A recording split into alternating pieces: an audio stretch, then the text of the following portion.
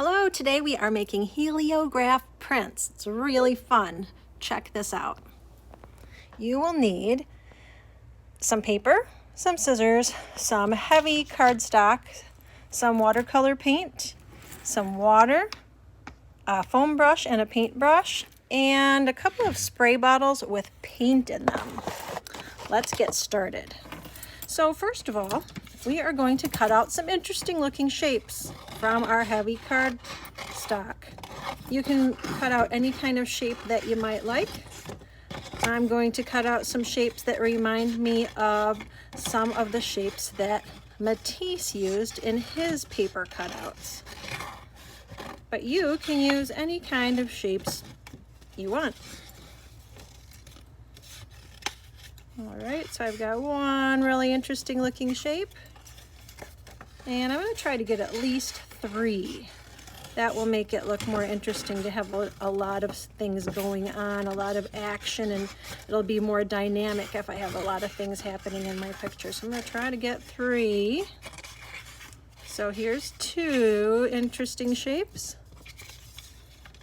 And let's do another one.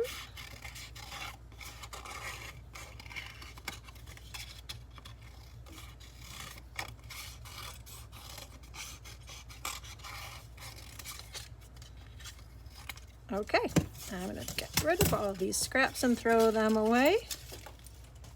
And I'm left with my 3 awesome shapes. We're going to put those over to the side for now.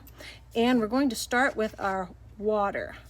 We're using a sponge brush and we are getting our paper wet. You might have to tape your paper down to your tray so it doesn't blow away in the wind. But you would have to do that before you started the water. After your paper is wet and shiny, you're ready to do your first layer of paint in the background. I would put on a fair amount of paint, but you don't have to paint every square inch of your picture. Just sort of a medium amount. So you think it looks interesting. I like the way that looks, so I'm done with that. Now I'm going to use a spray bottle of paint and just mist a few little dots of paint in a few spots on my picture. But I don't want to put on too much.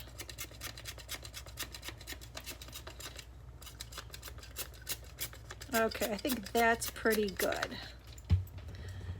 And next, you place your shapes wherever you think they'll be interesting and try to press them down into the water so they get completely flattened into the water.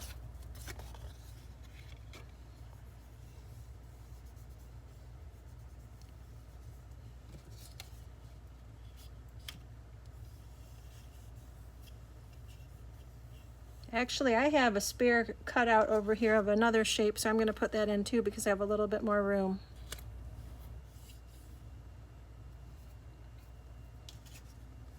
Do 2 more. I had extra. Okay, next we're going to set this out in the sun. What's going to happen is the sun is going to start to dry our picture out, and we're going to get an interesting result that will make an imprint or a print of these shapes onto the background after the sun dries it. So I'll show you that later.